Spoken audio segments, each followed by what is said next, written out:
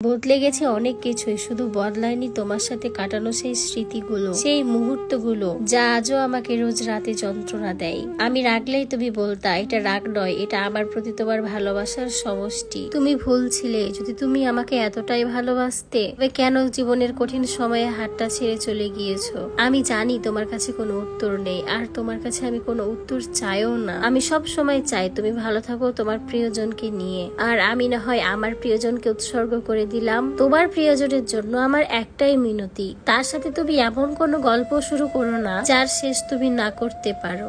ভালো থেকো তুমি, ইতি তোমার প্রাক্তন। ছেড়ে তো গিয়েছই, কিন্তু এখনো এই ভুল ধারণা নিয়ে থেকো না যে এখনো তোমাকে আমি পোকার মতো ভালোবাসি। ভালোবাসা কথাটার ওপর না ভীষণ ভাবে ঘৃণা জমে গিয়েছে, আর এই জন্যই তোমার থেকে রূপে গুণে চরিত্রে হাজার গুণ ভালো কাউকে গ্রহণ করতে পারার সুযোগ থাকলেও গ্রহণ করিনি, আর ইচ্ছেই হয়নি, তাই সব প্রস্তাবেই না করে দিয়েছি। বন্ধুদের সাথে দিব্যি অনেক ভালো আছি। মুখ খোলার আগেই তারা সবকিছু ভুলে যায়। রাগ করলে তাদের সরিও বলতে হয় না। না আছে এদেরকে কাছে পাওয়ার লোভ, না আছে এদেরকে হারিয়ে ফেলার ভয়, শুধু আছে ভরসা আর ভালোবাসা। গল্পটি একটি শর্ট স্টোরি ছিল। ভালো লাগলে অবশ্যই জানাবেন, আর লাইক কমেন্ট শেয়ার করে দিবেন। তো ভালো থাকবেন। আল্লাহ হাফেজ সবাইকে।